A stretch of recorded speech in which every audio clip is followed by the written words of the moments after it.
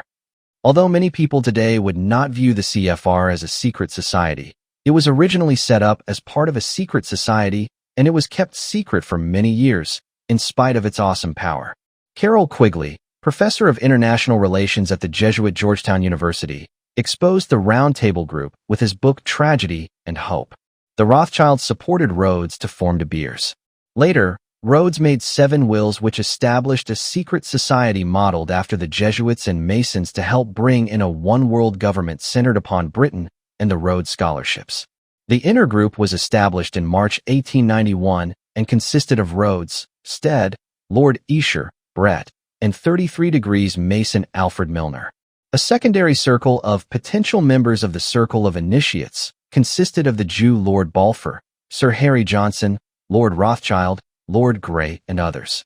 Initially, Lord Rothschild was part of the inner group of Rhodes' secret society, but was replaced by his son-in-law Lord Rosebery, who wasn't as conspicuous. The Fabian socialists dominated the staff at Oxford when the Rhodes scholars began arriving. These scholars then received indoctrination and preparation to become part of an international socialist New World Order. The Round Table Group developed from the inner executive circle of Rhodes' secret society. The outer circle was established after the start of the 20th century. The Round Table Group was extended after World War I by organizing a front organization, the Royal Institute of International Affairs. The Council on Foreign Relations was the American part of this front. The inner circle continues to direct the outer circle and its two front organizations, RIJ and CFR. The CFR in turn set up a number of fronts including the Institute of Pacific Relations, IPR. #Co-Masters of the World, management of the Catholic and Tsar's wealth and the capture of the Orthodox Church's wealth. Early in the 19th century, the Pope came to the Rothschilds to borrow money. The Rothschilds were very friendly with the Pope, causing one journalist to sarcastically say, "Rothschild has kissed the hand of the Pope. Order has at last been re-established." The Rothschilds in fact over time were entrusted with the bulk of the Vatican's wealth. The Jewish Encyclopedia, Volume 2, page 497 states, "It is a somewhat curious sequel to the attempt to set up a Catholic competitor to the Rothschilds that at the present time, 1905, the latter are the guardians of the papal treasure." Researcher Eustace Mullins writes that the Rothschilds took over all the financial operations of the worldwide Catholic Church in 1846. Today, the large banking and financial business of the Catholic Church is an extensive system interlocked with the Rothschilds and the rest of the international banking system.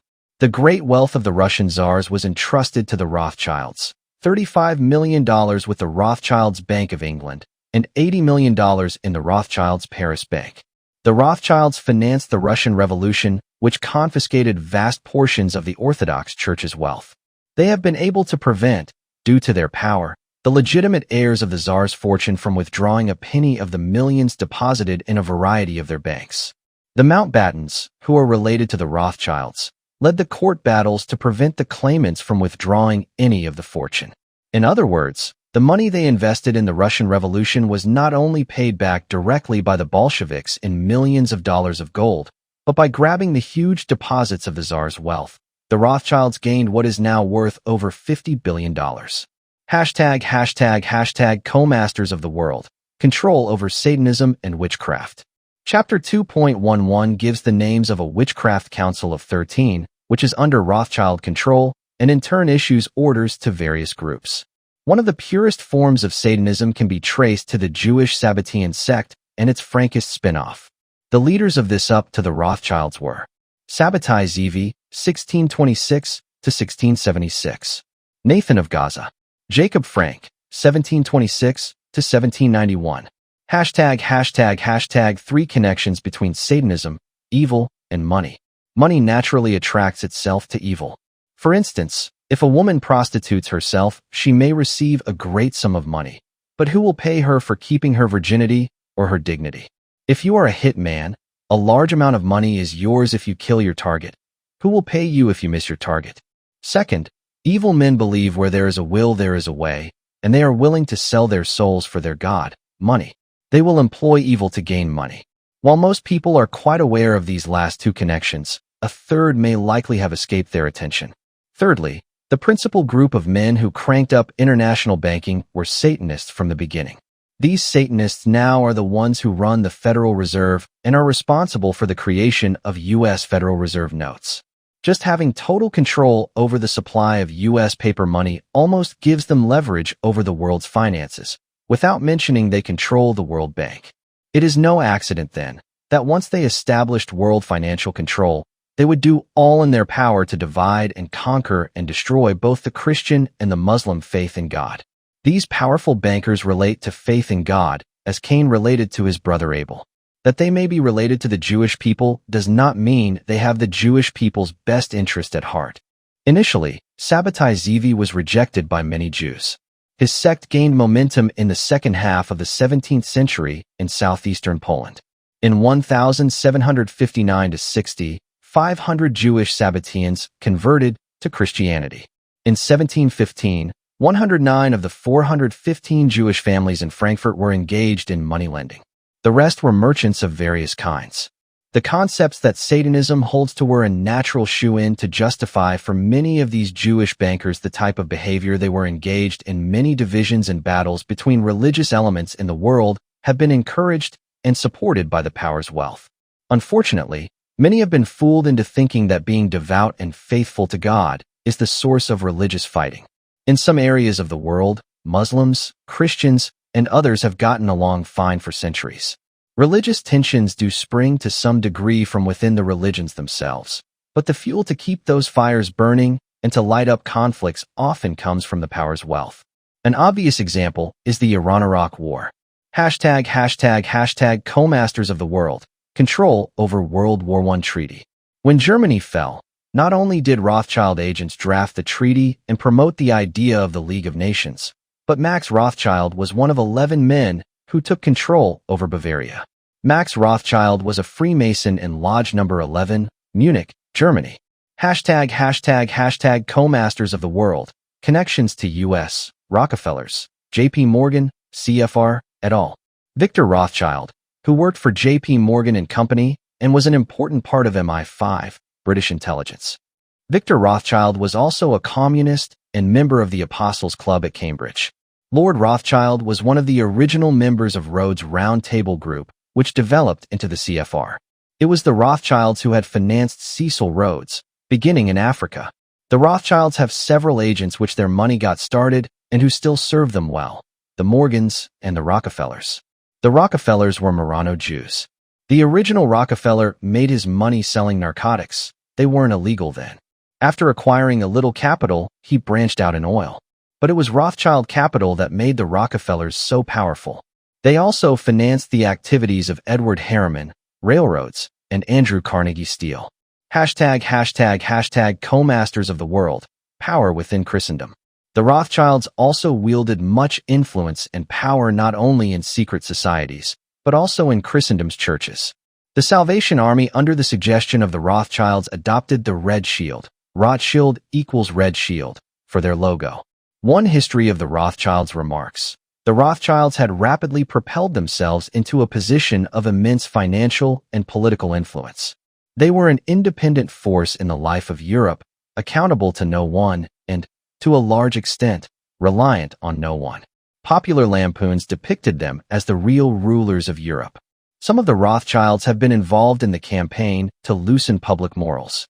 The first executive secretary of the National Student Forum was John Rothschild. This National Student Forum changed its name like articles of clothing. Speaking about clothing, one of the aims of this socialist group was to promote public nudity and free love. This organization had the following constituent groups: Radcliffe Liberal Club, Union Theological Seminary Contemporary Club, Yale Liberal Club, to name just a few.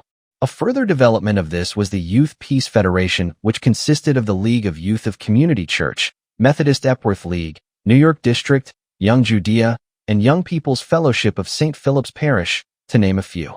American religious men have ties to the Rothschilds, especially through their various agents. Harry Emerson Fosdick, who was pastor of Rockefeller's Church, was also among the presidents of the Rockefeller Foundation.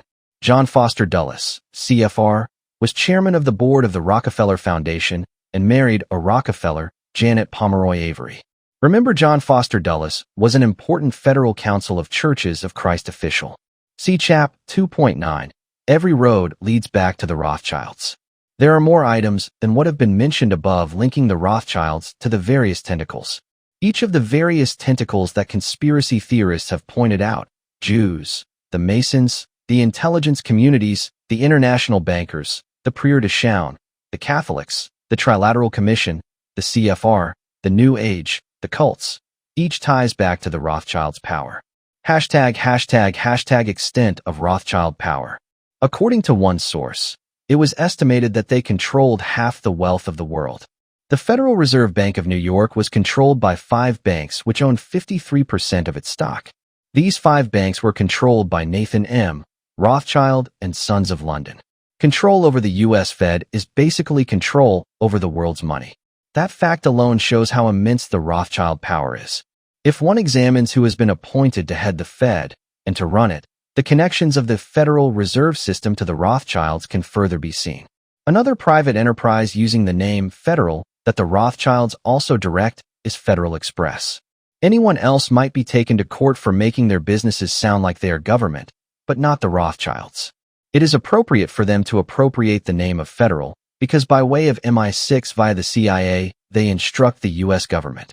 Senators are bought and paid off by their system, as investigators of the BCCI are discovering. The Rothschilds have been intimately involved in witchcraft and the Illuminati since its early known history.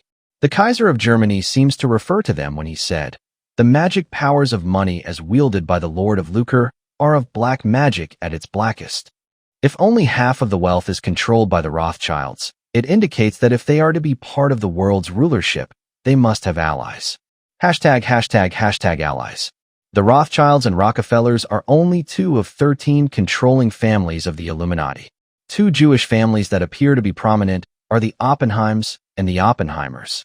Oppenheim was situated in Cologne. The Oppenheimers were early members of the Bavarian Illuminati. The Bund der Gerechten, League of the Just, was an Illuminati front run mainly by Jews who were Satanists. This Bund, financed in part by the Rothschilds, paid the Satanist and Mason Karl Marx to write the Communist Manifesto. The Jew Gumpel Oppenheim was in the inner circle of the Bund. His relative Heinrich Oppenheim masterminded the Communist Revolution of 1848 in Germany. The Communist Party's official histories even accept the Bund as the predecessor of communism. The Oppenheimers appear to be close to the Rothschilds. Robert Oppenheimer of the CFR was exposed as a communist. Harry Oppenheimer, an international banker, is chairman of the Jewish De Beers worldwide diamond monopoly, and chairman of the Anglo-American corporation. Oppenheimers can be found in important financial positions in the U.S. They help run around 10 large foundations, including the Oppenheimer Haas Trust of New York for the care of needy Jewish children. The Jewish Encyclopedia, Volume 2, page 496 indicates other Jewish families adopted the Rothschild plan. These were the Lazard, Stern, Speyer, and Seligman families. The Rothschild plan was to place family members in the 5 largest European capitals to coordinate their activities. One of Germany's largest magazines is Der Stern, and Ernst Stern is second in command of the World Bank. The Jewish families that established the Frankfurt Judenloge, this was the Masonic lodge the Rothschilds belonged to in Frankfurt, included the Adlers, Speyers, Rices, Sichels, Ellisons, Honaus, Geisenheimers, and Goldschmidts.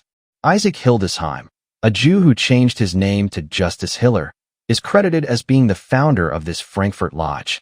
Michael Hess, principal of the Reformed Jewish School Philanthropin, was an important figure in the lodge too, as was Dr. Ludwig Baruch, later born, who joined in 1808.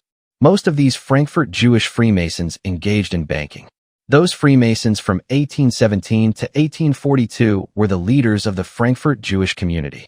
A Gentile Mason in Frankfurt, Johann Christian Ehrmann, began warning the German people that the Frankfurt Jewish Masons wanted a world republic based on humanism. In 1816, he came out with a warning pamphlet Das Judentum in der Morarii, the Jews and Masonry. A powerful ally of the world's Jewry can be seen beginning with men like Oliver Cromwell, who was considered a Mason. Cromwell was financed by Jews and helped the Jews gain power in England. Cromwell was willing to go along with the Jews because he became convinced of British Israelism.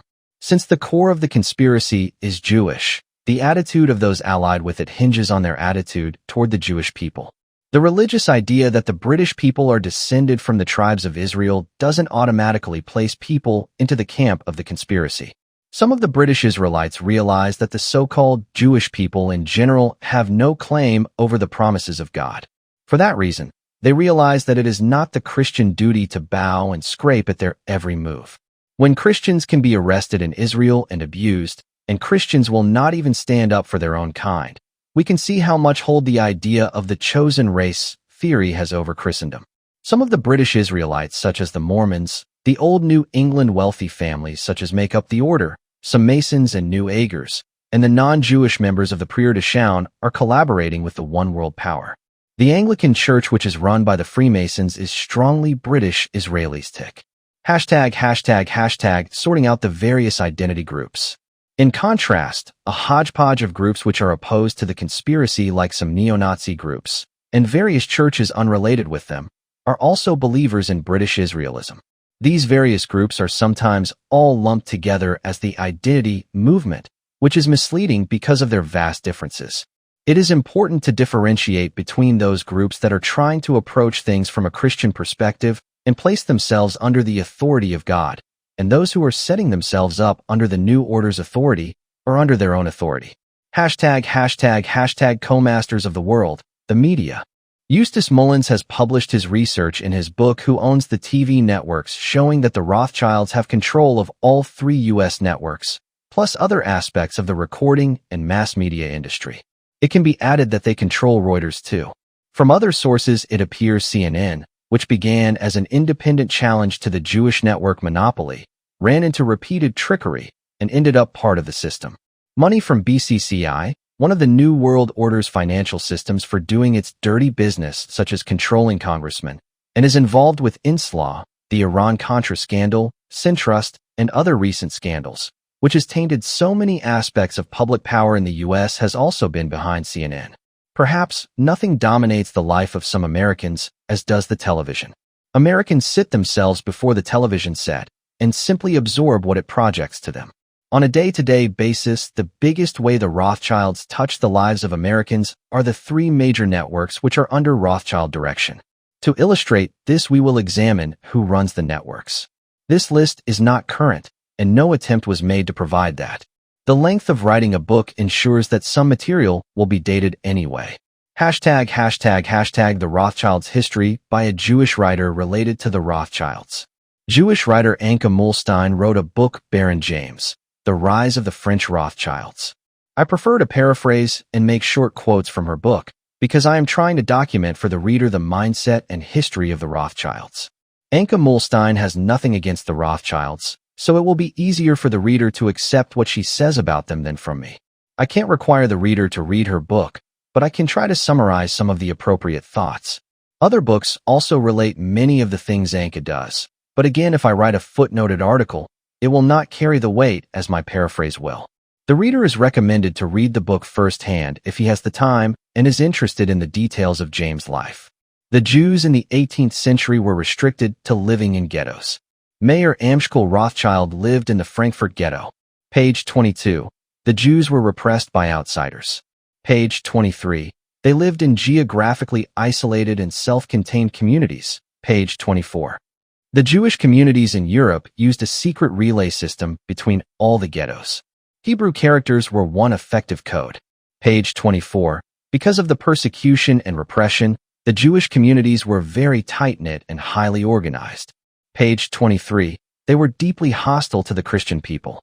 Christians had restricted their own people from money lending with interest, so lending money on interest had become a Jewish enterprise. The German princes of Thurn and Taxis in the 16th century initiated a postal service. Mayer Amschel loaned them money.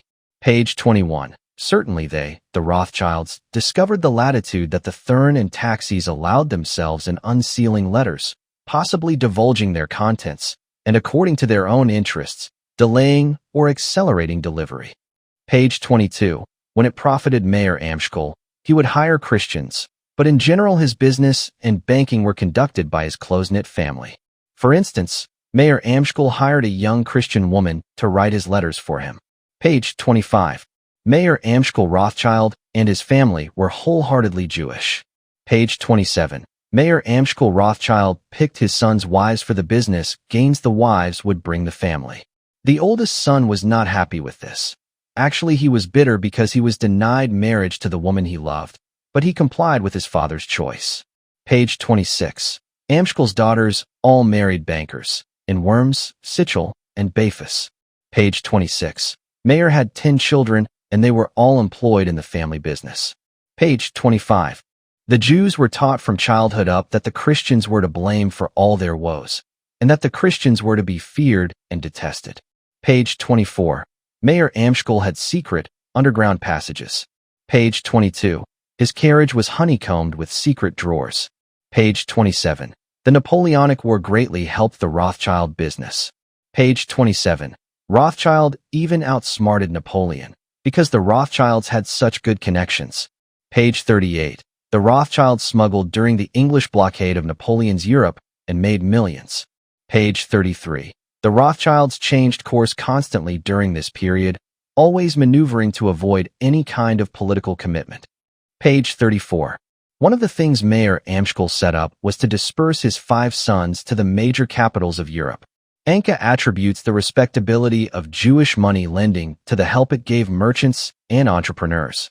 See Chap 3.2. This author's view is that merchants had been borrowing for centuries prior to interest-taking becoming acceptable by society in the 19th century. It was greatly in part due to who owned and controlled the major newspapers in the 19th century, Jews and Masons, that led the public to change.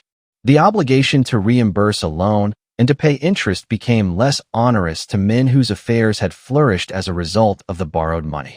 The Jewish lender ceased to be a bloodsucker. Often, indeed, he became an associate of the borrower. Page 31. The Bible says a borrower is a slave to the lender, hardly an association to be desired. The business of financing monarchs was lucrative. The Rothschilds had developed several traits in the ghetto that made their family hard to stop. The great gift the Frankfurt ghetto bestowed upon him, James Rothschild, was adaptability, a quality matched by the driving force of his ambition, his prodigious energy, tremendous powers of concentration, and determination to get even with Christians. James set out to make his place in the world. Page 40. The 5 Rothschild brothers, each in the 5 major European capitals, set up their own private courier system, which was faster than the regular mail. Page 47. The Rothschilds had news, whether political or economic, faster than anyone else, including the monarchs. Thus, the Rothschilds had news before anyone else, including ministers' government. They also understood how to make use of it. Page 47. Somewhat akin to how money could be made off of knowing the future. The Rothschilds' normal correspondence to each other was in Hebrew. Their world was one of finance, politics, and secrecy. In the anti-Napoleonic time period, the Rothschilds increased their wealth tenfold. Page 47. James. He enjoyed, moreover, a rock-solid strength and stability, built up by his family. That family simultaneously closed tight like a fist, united by mutual confidence and an invisible wall of secrecy, yet wide open to the outside world. Such was the cohesion of the Rothschilds that the removal of one or more of them left no gap in their common defenses. The Rothschilds carried out espionage with their own intelligence service and other questionable subversive activities, but none of these could be tracked. Whenever Mayer Amschel and his sons were on the verge of being caught out, some highly placed person stepped in and stopped the investigation. Page 36. They made their money doing technically illegal activity. The original large sum of money made was to take the elector of Hesse's large sum and, instead of investing it into government bonds as directed, to put it to use at investments of higher returns, and giving the elector the return from the government bonds. Anka writes, the elector was never the wiser, but even if he had been, he could hardly have complained of disobedience. Page 34.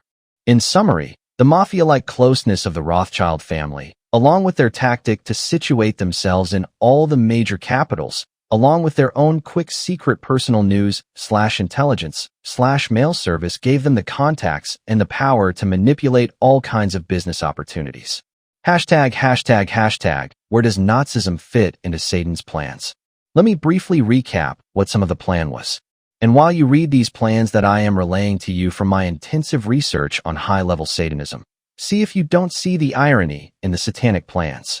How very ironic it is that in all the twisted thinking and reasoning of the leading Satanists for why they must do things, it is surprising they do not catch on that this plan of Satan's is going to achieve God's revealed plan. How pride does blind us. For the sake of brevity, I will dispense with my normal method of documenting everything.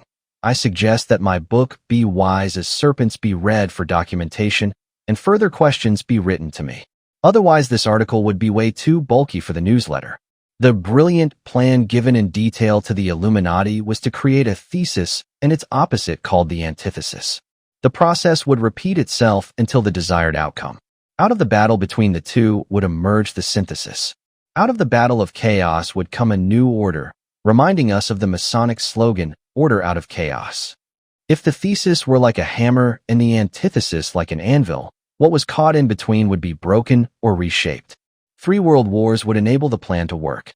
The hammer would be constructed and then given a homeland, a secure base in Russia. It is what we call communism. The first anvil would be created out of economic chaos in Germany. It would be called National Socialism. That anvil would be destroyed in a Second World War, but another anvil would replace it called democracy. The first 2 world wars accomplished exactly what they were intended to accomplish. Out of the First World War came 1. A secure satanic dictatorship in Russia, a secure base to carry out further world subversion. 2. The satanic family of Rothschilds gained partial control over Palestine, preparing the way for Satan to rule from Jerusalem someday. 3. Weapons of mass destruction and terror. 4. The League of Nations. Out of the Second World War came 1. The enlargement of their secure base in Russia into a world power. 2. Complete control over Palestine by the Rothschilds. 3. Air power, including long-range missiles, jets, secret flying saucers, and powerful submarines, all items that individuals could not produce. Those in control of production would therefore control all air and sea ways of the earth. 4. The Cold War and an era of terror to convince the people of the need for Satan's one world order. 5. The United Nations. Out of the Third World War would emerge a new religious system. The Third World War would have to be tailored to be like the Bible's Armageddon, Satan told his highest slaves, because if it resembled Armageddon, then the people would believe he was the Messiah when he came after its end. It would have to be terrible, so that he could step in and bring miraculous order out of a world beaten into chaos by the worst war in history. Again, it would be order out of chaos, as the Masonic documents repeatedly proclaim. The Third World War would come during a period of 7 years of tribulation starting in 1992 and running until 1999. Just like the Second World War emerged out of the Great Worldwide Depression. Satan told his followers this 1992 to 99 tribulation would repeat on a larger scale the plagues of Egypt, for he would wreak revenge for what was done to Egypt by God and Moses, by giving back in a bigger way to the world what happened to ancient Egypt. To a demonic, controlled mind, it makes sense to wreak such revenge, especially when the end result is held out to be the salvation of the world by the light bearer, the morning star, also known as Lucifer. For most of us, the idea of such pain and destruction seems like demonic madness, which it is. At the core of the one-world system is Satanism.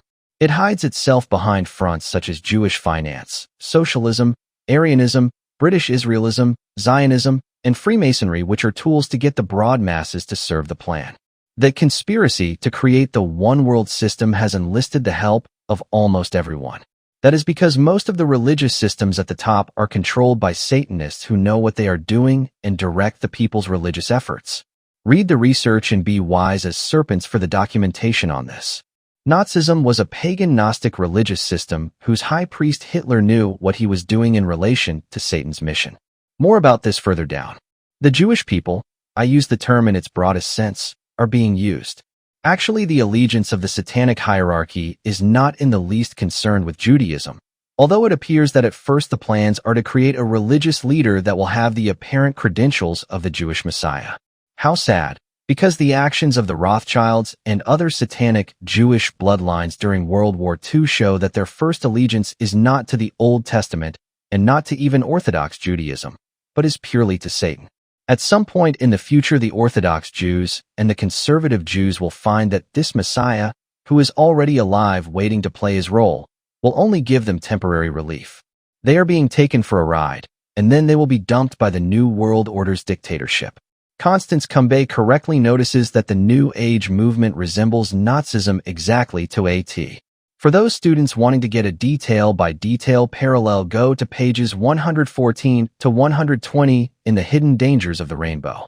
In 1952, James Larrett Battersby in England published the Holy Book of Adolf Hitler for the German World Church in Europe. Except for some of his pro-German ideas, obviously thrown in to make the book enlist the intended audience's favor, the book is an exact description of what would happen in the next 50 years to bring in the New World Order. The reason some of the prognostications of pro-German ideas are not valid is that the Satanic hierarchy is not really concerned for the German people either, except to harness their help in their plans. Battersby's Holy Book of Adolf Hitler was given to him in the spirit. According to Battersby, the book was written in order that may God open the eyes of the Gentiles to truth and carry his holy gospel to the ends of the earth. The book is an excellent synopsis of what Satan had planned in 1952 and has carried out since to a large degree. The Rothschilds and other top Satanic families in a lesser way financed a Jewish Mason and devoted Satanist named Karl Marx to write his Das Kapital. The Satanists controlling key Masonic groups, along with some other groups they controlled, got communism started. The original idea came from Satan and was given at a feast of the beast in meticulous detail to those highest in the Satanic hierarchy. Albert Pike and Giuseppe Mazzini were two men in strategic positions of control that were let in on the plans. After creating international socialism, communism, a temporary antithesis was created called National Socialism, Nazism. The process to create National Socialism was to turn again to the Masonic lodges and other esoteric secret societies to get it done. Therefore, the secret esoteric Gnostic and Satanic societies along with the Illuminati helped create the Thule Gesellschaft, in English, the Thule Society.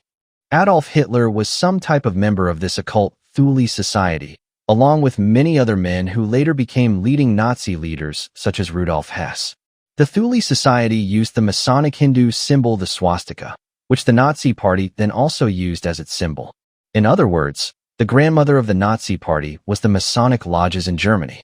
The Vril was another secret occult group that many of the Nazi leadership belonged to. Hitler also was a member of the Theosophical Society, which has strong Satanic and Masonic ties.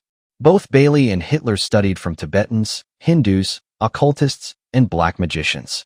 They also both studied the Gnostics and every major pagan/occult religious system. An example of how valued the swastika was for Freemasons before Hitler ruined its image is a quote from Joseph Fort Newton, a Baptist minister and high-ranking Mason. The second of these volumes also contains an essay by Thomas Carr with a list of lodges and a study of their history, customs, and emblems, especially the swastika. Speculative Masons are now said to be joining, seeking more light on what are called the lost symbols of Masonry. After promoting and using the swastika for years, the Freemasons quit using it after Hitler. The Holy Book of Hitler provides the answer as to why the Theosophical Society worked so hard to destroy the British Empire. It had always at first mystified me why the Theosophical Society presidents who connected to the Satanic hierarchy would want to ruin the British Empire. The reason it seems strange is that the mother country of Satanism and witchcraft is Great Britain. The center of secret political power is geographically in England. And further, one of the largest and most powerful secret fronts for Satanism is British Israelism. The reason why the British Empire was destroyed was that Satan had already determined even before 1870 that the steps to world government would include setting up around 9 or 10 continental blocks. The union of Europe into one country, or bloc, could not be accomplished while Great Britain had most of her focus on her empire. Great Britain, as long as she had an empire, would never want to join up with Europe. In fact, all the European nations would have to be convinced to give up their colonies. That is why the world power got everyone they could get to help fight Portugal and Angola in recent history.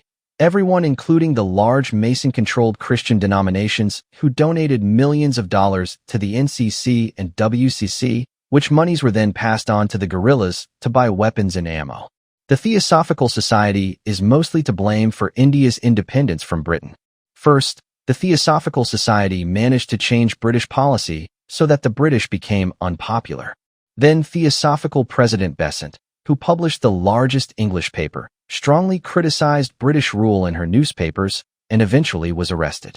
Gandhi and other Indian leaders were involved in Besant being made the president of the Indian Congress Party, and that political party still rules Indian politics.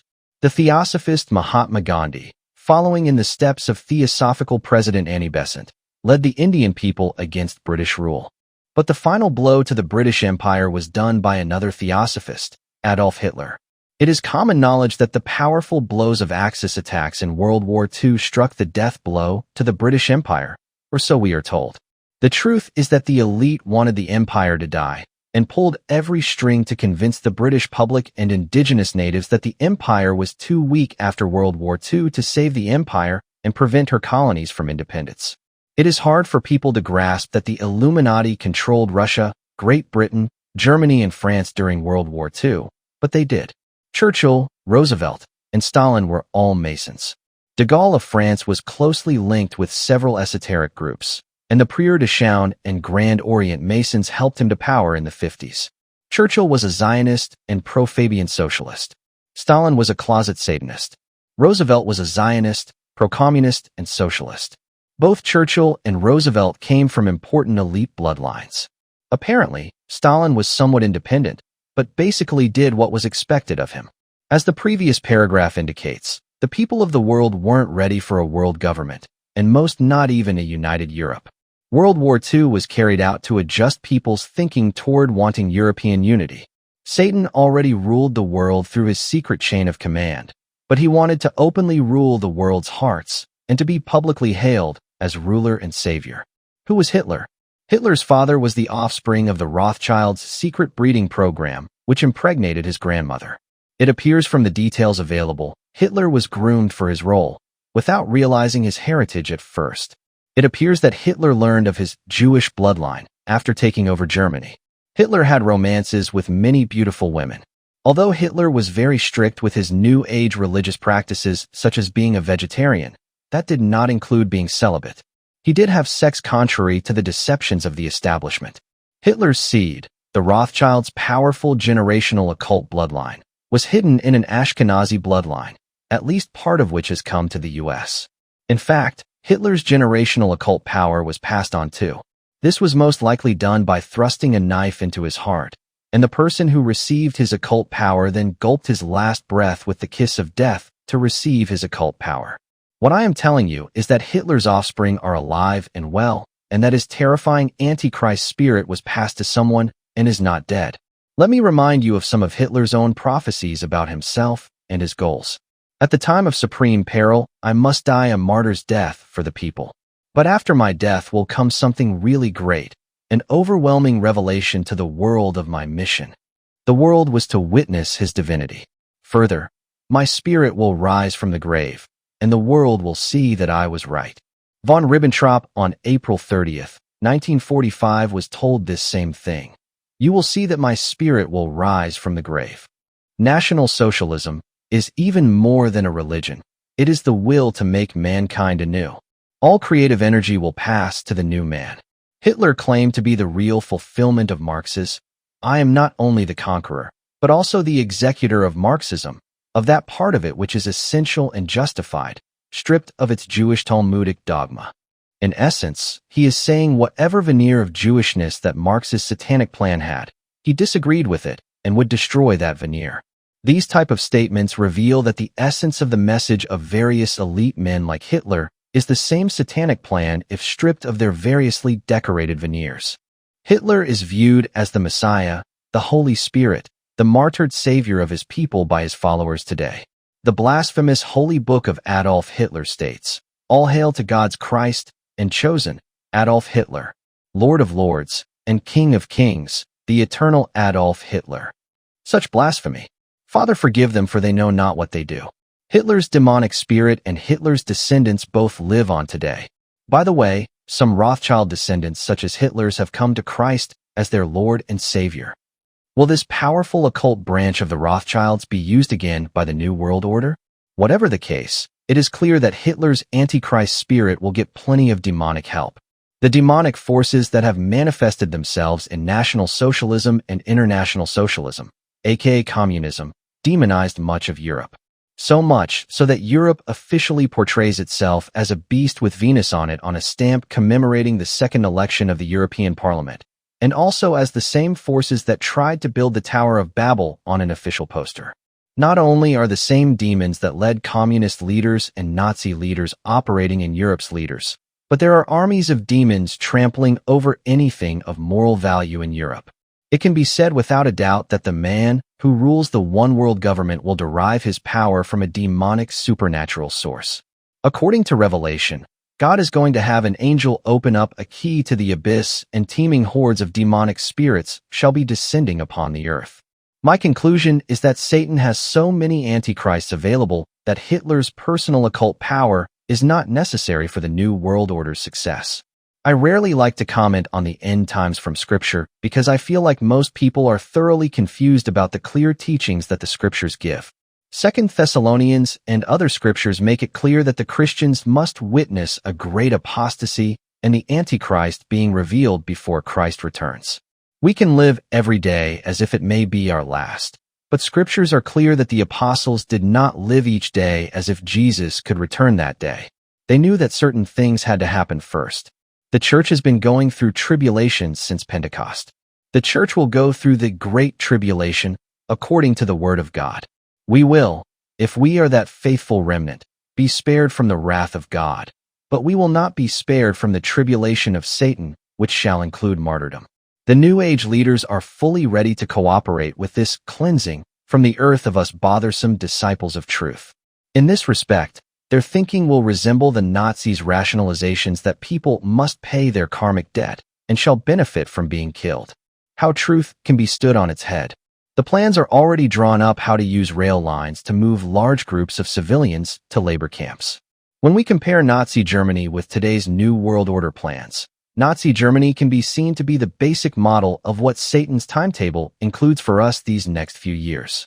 To illustrate that the pagan religion of Nazism is an example to the Satanists and New Agers, let us ponder Anton LaVey's, head of a visible Church of Satan, trip to the sacred initiation castle of Hitler's Black Order, the SS. The SS apparently brought the Holy Grail to Germany and hid it before the end of the war.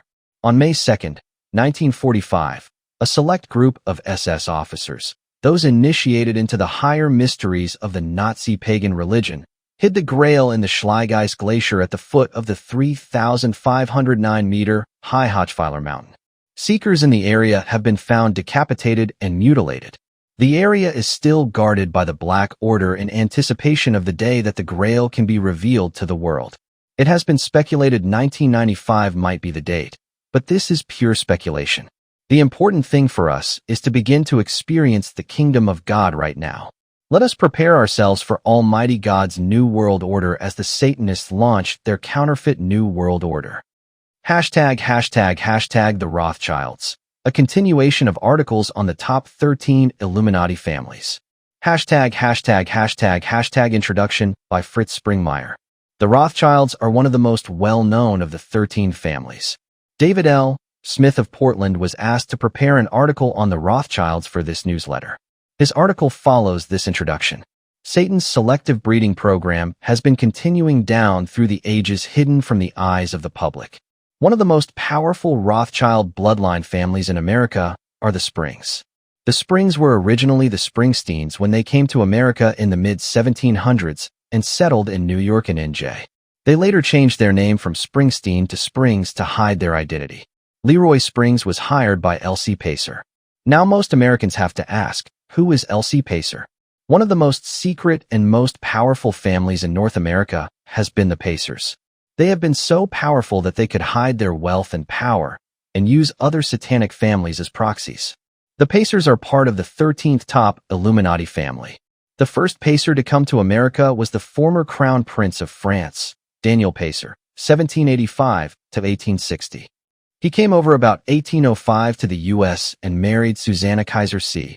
1814. They had two boys, Adam and Jonas, 1819 to 1884. Jonas married Harrietta Smith, and they had Louis Cass Pacer, 1850 to 1939. It was this Louis Cass Pacer who hired the Rothschild bloodline of the Springs to run a number of the Pacers companies. The Pacers were one of the original big railroad families along with Isaac Croom and William H. Beatty. Isaac Croom's wife was a sister of William Beatty's, so the reader can see how all these elite bloodlines intertwine. Remember that L.C. Pacer hired Leroy Springs to operate a host of his companies. Leroy Springs' father was A. Springs, and A. Springs was the secret father of Abraham Lincoln. In 1808, Nancy Hanks, of the lineage of the McAdden Scottish family, visited some of her family at Lincolnton, North Carolina. Nancy Hanks visited the Springs family, and that is when A. Springs impregnated her. and her child when born was named Abraham Lincoln.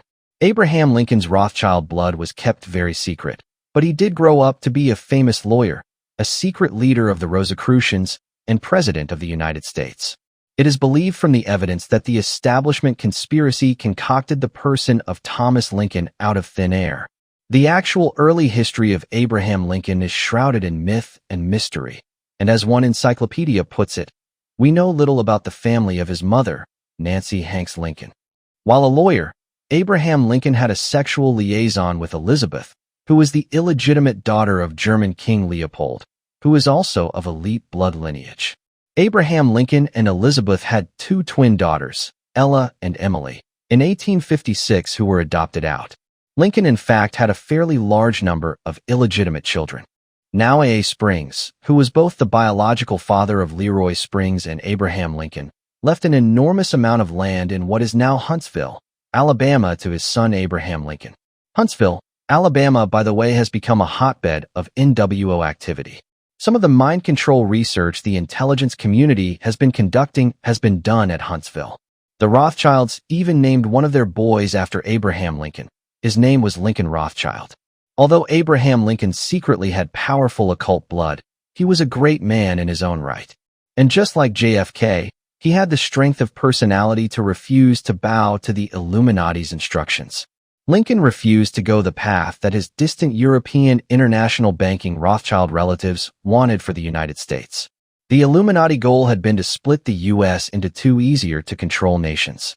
And just as with JFK, who also came from a top 13 family, a large-scale conspiracy involving many government officials, including the Secretary of War, was put into place to assassinate Lincoln. There are numerous indications that show that the Rothschilds were in part behind the assassination of Lincoln. Some of the men who worked for the Pacers of the 13th top family were Andrew Carnegie, J.P. Morgan, the Vanderbilts, Gifford Pinchot, and John D. Rockefeller. These men were selected to run Pacer companies because they belonged to the Satanic elite. The Leroy Springs family got Pacer family companies in the early 1920s. It was Leroy that managed to get the Rothschilds involved with the Federal Reserve. Two companies that have come out of the Pacers' old Lancaster Manufacturing Company are Weyerhaeuser and Crown-Zellerbach. I have long known these were companies tied to the elite, but it wasn't until I found the secret Pacer family at the very top of these companies that I really understood the full story. The Pacers have gone to extreme lengths to corrupt government documents, such as courthouse records. They have hidden the births of many of their descendants and have covered over with extreme secrecy most of their monetary holdings. Remember, the Beatty family was an early railroad family with business ties to the Pacer family. Bartholomew F. Moore, who was the private attorney for years to President Abraham Lincoln, was a blood relative of the Beatty family. It was Bart Fingers Moore who co-authored the 14th Amendment for the conspiracy. The Beatty family continually resurfaces when doing research on the conspiracy. Shirley MacLaine, the famous New Age leader/author, is from the Beatty family. She credits her start to Edgar Cayce, by the way, who in turn was interested in Blavatsky. Blavatsky was a student of the Mason Anton Mesmer, who introduced the world to hypnotism. Hypnotism had been secretly practiced by the mystery religions for thousands of years before Mesmer taught Blavatsky and others about it. Charles Beatty Alexander, who is an Illuminati Prince, Pilgrim Society member, is an example of a Beatty in recent times who was within the elite. Quantrill, who was a famous Confederate colonel and guerrilla leader whose band of raiders evolved into the Jesse James Gang, was married into the Springs, Rothschild family. The late Madeline Pacer Gatling Fulgham, 1870 to 1972, was the late head of the Pacer family. The documentation on the above families is extensive, but much of the evidence that has been photocopied out of the few documents left intact have been destroyed since the documents were photocopied. The amount of tampering with official documents is incredible and further illustrates the enormous power the Rothschilds and the Pacers, the 13th family, the Holy Bloodline, have. The researchers who wrote Holy Blood, Holy Grail got a taste of the power of the 13th bloodline to manipulate documents held by libraries and governments in Europe. The same type of thing has been happening in the United States. The researcher into the Satanic elite has a hard row to hoe because the Satanic families have tried to cover their tracks through history. They have also tried hard to cover up what their financial assets are. Those Rothschilds who have carried on the Rothschild name have had a higher visibility. It is this group of Rothschilds which have gained the public's attention, even though they are very secretive. The origins of the Masonic and Rosicrucian movements lie with the medieval alchemists. Manly P. Hall, Freemasonry's greatest philosopher, writes, "During the Middle Ages, alchemy was not only a philosophy and a science, but also a religion. Those who rebelled against the religious limitations of their day concealed their philosophic teachings under the allegory of gold-making. In this way, they preserved their personal liberty and were ridiculed rather than persecuted. Alchemy is a threefold art, its mystery well symbolized by a triangle. Asterisk the secret teachings of all ages asterisk, PG-CLIV-CLV, Manly P. Hall also states in his book on magic entitled Magic, the Pentagram. This was known to medieval alchemy as the sign of the cloven hoof. Hall, Magic, Los Angeles, California. Philosophical Research Society, page 46. Quicksilver, which was one of the things the early Astor family traded in, was one of the primary items employed in the alchemical transmutations.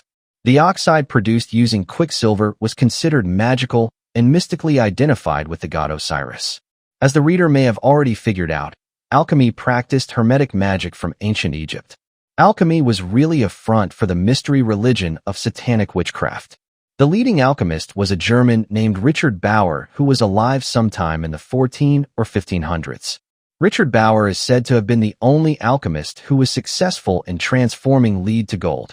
Whether that report is meant in an allegorical way or some other way, I do not know. What I am trying to communicate is that the Bauer family was a leading alchemical family which secretly practiced Hermetic magic during the late Middle Ages.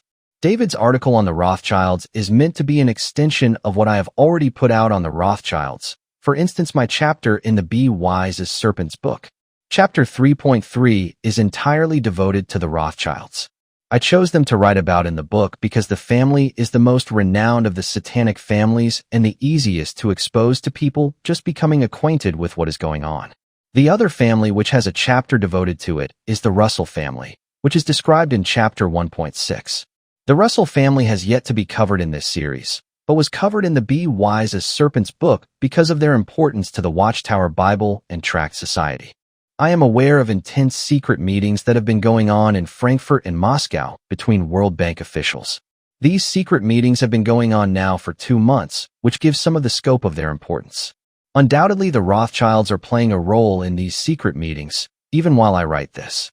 There has been a great deal of misinformation put out that the Rothschilds and the Rockefellers are fighting for control of the world. It is true that they are in intense competition in some areas. It has also been true that they have been in intense cooperation in many areas. One of the difficulties for people to sort out what is going on is that they don't know about the satanic spiritual dimension of the Rothschilds and the Rockefellers. For instance, to make an analogy, if I am a minister and one of my brothers in Christ is my upline on a multi-level marketing distributorship, then he is my business head, but I could be the spiritual leadership that he looks up to. The point is that essentially all researchers trying to expose the NWO are drawing conclusions about occult power on the basis of business relationships, and it doesn't always work. Sometimes the business boss may be in a secret satanic leadership position over someone else, but it may also be that both men are on equal footing when it comes to occult power and status within the Illuminati. So far I have seen only one book advertised, and I haven't read it, which claims to expose the conflict between the Rothschilds and the Rockefellers as a sham. If it really does show this, then the book has contributed greatly toward helping people tear down their misunderstandings about the Illuminati power structure. #### Part 1. The House of Rothschild. If one looked on the backstage of history, he would find the House of Rothschild. They have indebted kings, manipulated kingdoms, created wars, and molded the very shape of the international world. Among the hierarchy of the Illuminati, they are revered as a powerful satanic bloodline. They are living legends. Said one biographer, in America, a boy wants to become president. In Europe, he would rather be a Rothschild. To be a Rothschild is to be a modern Croesus, a 20th century Midas. They are a dynasty of enduring power, a magic bloodline in Satan's empire. We will probably never know exactly when occultism was introduced to the Rothschilds. Several of their ancestors have been rabbis, So the occultism probably came in the form of Jewish Kabbalism, Sabbatianism, or Frankism. The House of Rothschild practices Gnostic Satanism. The Rothschilds would probably not call themselves Satanists, but by our standards they are, considering the sacrificial and spiritual worship involved. The truth is sometimes hard to tell. The stories the family weaves are hard to distinguish from the truth. Myths are one of their best weapons, and a researcher must be wary. The family began in Frankfurt, Germany, the city where paper money was popularized. The oldest known Rothschild went by the name of Yuri Febesh, who lived in the early 16th century. His descendants lived in the House of Rothschild. His great-great-great-great-grandson was Moses Bauer, who lived in the early 18th century. The family was mostly made up of Jewish retail traders and lived in the Judengasse, or Jews' Alley, in Frankfurt. Jews' Alley was the product of the anti-Semitic bent in Europe and did not have very good living conditions. Most Ashkenazi Jews of that time did not use surnames. Instead, they preferred the Chinese custom of using a symbol as the family identity. These symbols were sometimes used on signs outside Jewish houses as an address. Some Jews had taken on surnames to fit in, but the use of symbols was more popular. The early Rothschilds chose the surname Bauer, meaning farmer in German. Why would a family of retail traders call themselves Bauer? Perhaps to remain unnoticed. The Bauer line continues today, but in the 1700s one man renamed his branch of the family after its symbol and address, the Red Shield or the Seal of Solomon. Mayer Amschel Bauer was a well-off coin trader in Frankfurt. In front of his house hung a sign with the family's symbol, which was a red hexagram. The hexagram, also known as the Seal of Solomon, the Magen David, or the Star of David, is very occultic. It is used today as the symbol of Israel, but it is not Jewish. In his excellent book, The Six-Pointed Star, O.J. Graham explains that the hexagram was used in the ancient mystery religions. It was the symbol of Moloch, Ashtoreth, and others. In fact, the hexagram was used to represent Saturn, which earlier newsletters have discussed. The six-pointed star is considered the equivalent of the Oriental yin and yang symbol, which is the Luciferian concept of balancing good and evil. The symbol appears to have been used by King Solomon when he apostatized, and was thereafter called the Seal of Solomon. Later on, Jewish Kabbalism or occultism, different name, same game, picked it up as a magic symbol. Through the promotion of the Kabbalists and the Zionists, it has become the symbol of Jewish identity, although the occult circles know better. The Bauers' use of a hexagram as their family sign points to their involvement in Jewish Kabbalism. In fact, the six-pointed star was so significant to them that Mayer Amschel Bauer decided to adopt it as his new name. Mayer Amschel Rothschild equals Red Shield. I believe this was done to identify his family with occultism and the likes of Saturn or Ashtoreth, whom the Astors are named after. Mayer was sent to be a rabbi when he was 10 in 1753. A year and a half later his parents died. Mayer was brilliant and was encouraged by relatives to continue his studies, but coin trading was his love. He left the school, and when 13 was sent to Hanover to be an apprentice at the Illuminati Oppenheimer Bank. He worked there for 7 years, learning the ins and outs of money. The big question is why he left the Oppenheimer Bank. It was a good situation, both financially and socially. Hanover was less antagonistic towards the Jews than Frankfurt. Why leave this security and head back home to an uncertain future? Because the future wasn't all that uncertain. While in Hanover, Mayer made the acquaintance of General von Astorff, a numismatist who was impressed by Mayer's knowledge of the subject. In 1763, General von Astorff left Hanover and joined the court of Prince William IX of Hesse-Hanau, whose territory included Frankfurt. Mayer knew that through his connections, he would be able to get some business with the prince. It appears Mayer's stay at the Oppenheimer Bank was used to establish himself in Illuminati circles and to find a way to get close to the Illuminati royalty. General von Astorff was his key. Prince William of Hesse-Hanau was tied into the Illuminati. He was the son of Landgrave Frederick of Hesse-Kassel, of the royal family of Hesse.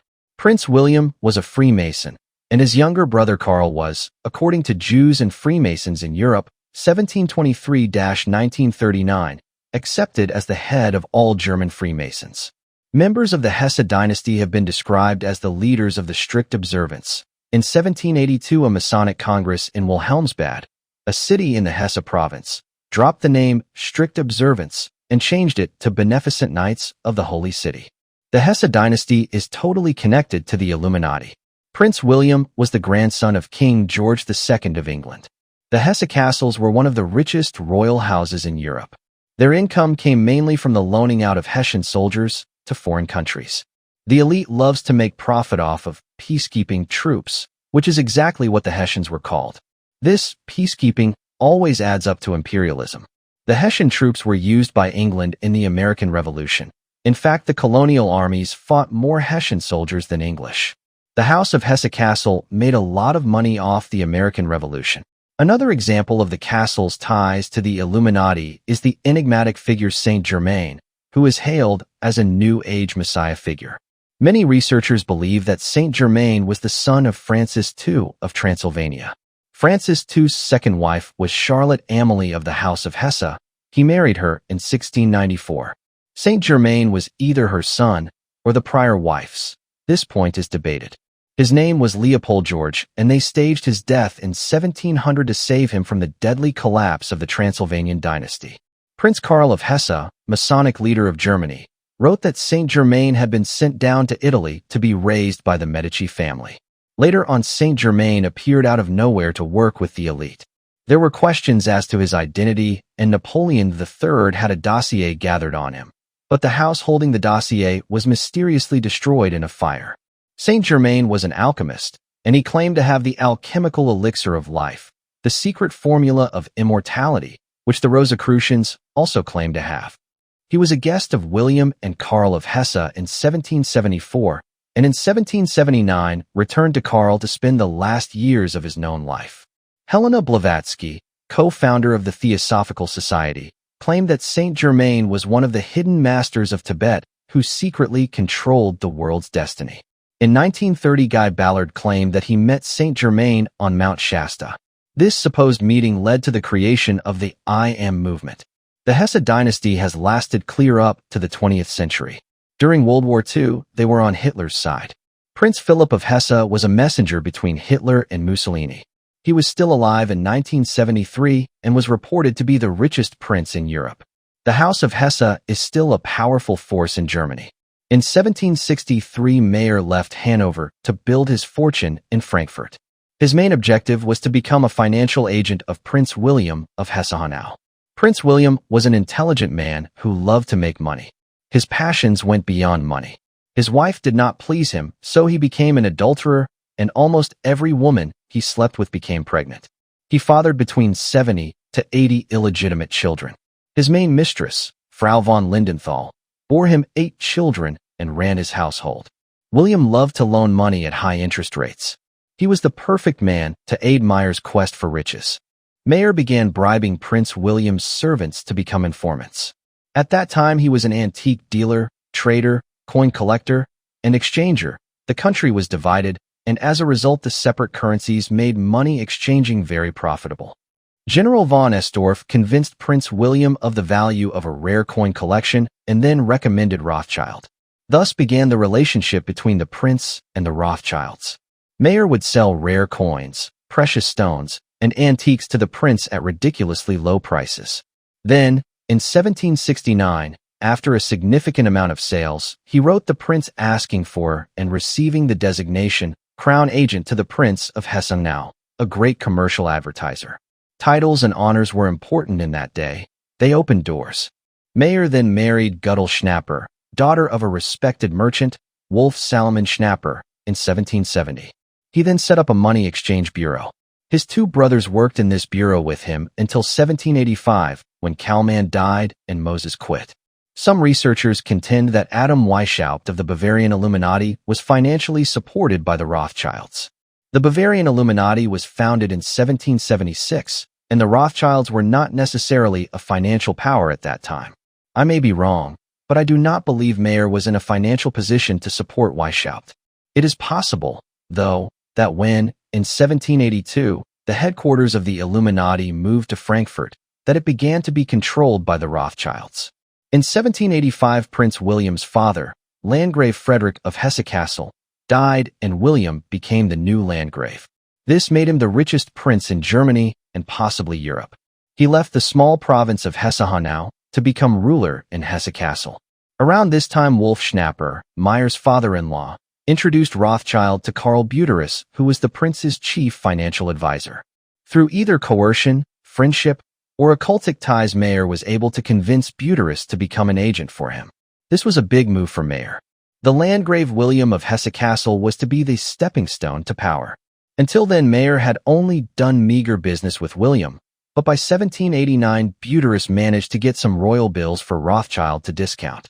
This wasn't much, but it was a start. Karl received a cut of the profits when he did William's business through Rothschild. This was the beginning of a long financial relationship that would benefit both parties. Mayer Amschelbauer Rothschild was a shrewd man, but his quick rise in social status shows the power of money, for Meyer was not cultured.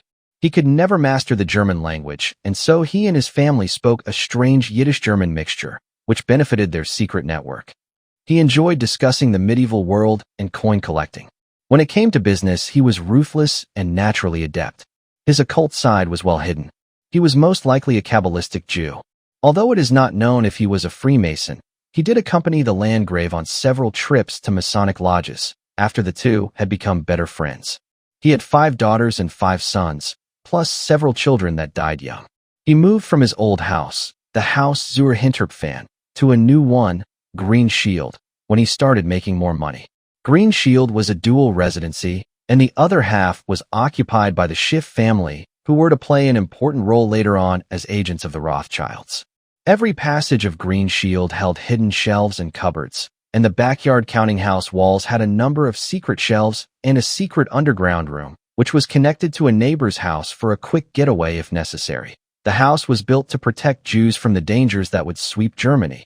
It was a great place to secretly practice their Gnostic satanic rituals, if they were yet involved in that form of worship. His 5 sons have been called the Meyer brothers because they all shared that middle name. Amschel Meyer, Salomon Meyer, Nathan Meyer, Kalman, Karl Meyer, and Jacob James Meyer. Each son entered the family business at the age of 12.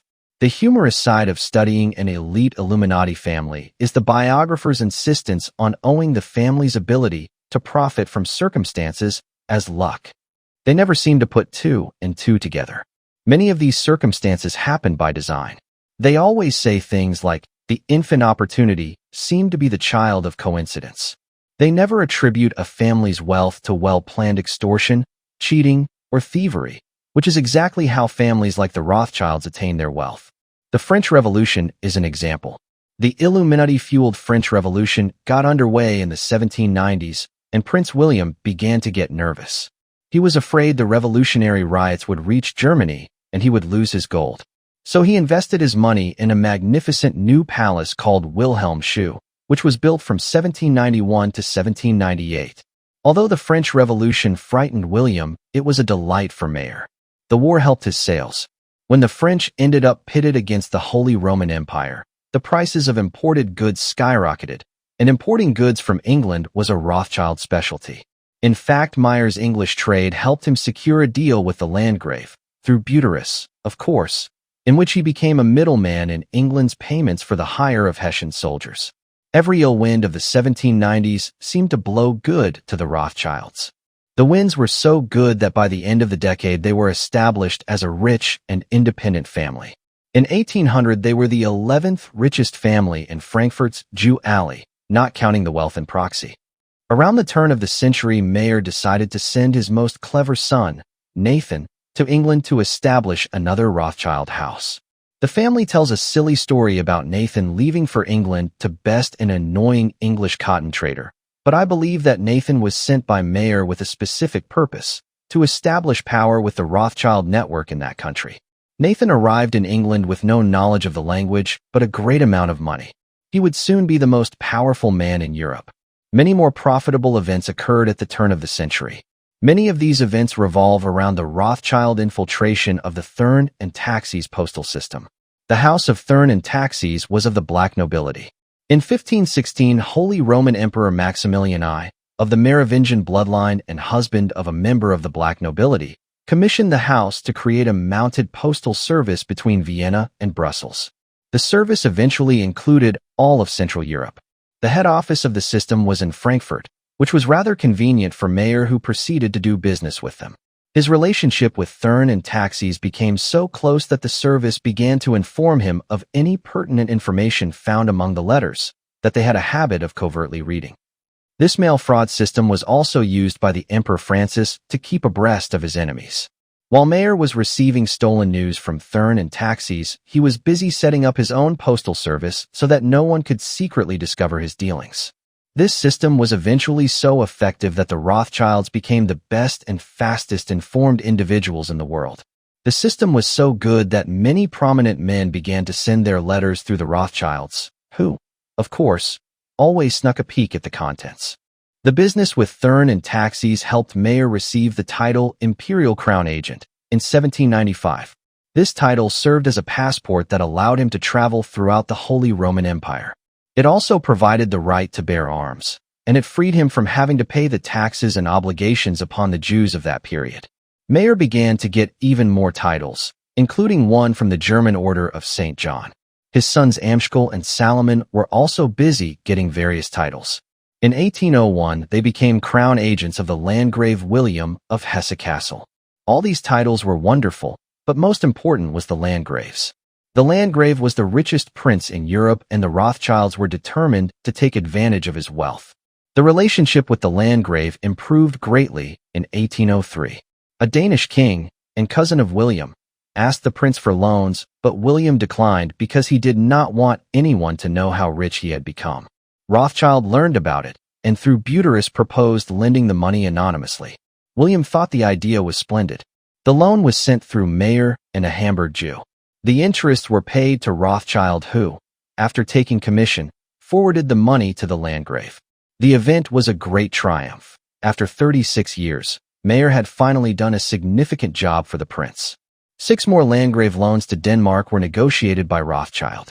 Many more loans ensued, although they required some teeth pulling on Bundys' part, including loans to the Order of St. John. This negotiating of the Landgrave's loans greatly increased the reputation of the House of Rothschild. By this time, Napoleon had come to power in France. This caused a distress in Europe, but brought great profits to the House of Rothschild. As one biographer put it, Napoleon seemed bent on improving the Rothschilds' lot in life. Even though Napoleon was not purposely doing it, the conditions he created were of great benefit. Napoleon tried to get the Landgrave as his ally, but Prince William squirmed and politely as possible refused. William's goal was to wait until the winning side in the Napoleonic conflict was clear so that he could join without any risks. The pressure of the situation gave the Landgrave a very bad temper. By this time, half the crown heads of Europe were in his debt. Napoleon grew tired of the Landgrave's games. His troops invaded Germany and the province of Hesse to remove the House of Hesse-Kassel from rulership and to strike it out of the list of powers. Wilhelm Scheu became frantic as William attempted to hide his riches. After the scramble to conceal his wealth, he fled the province and went to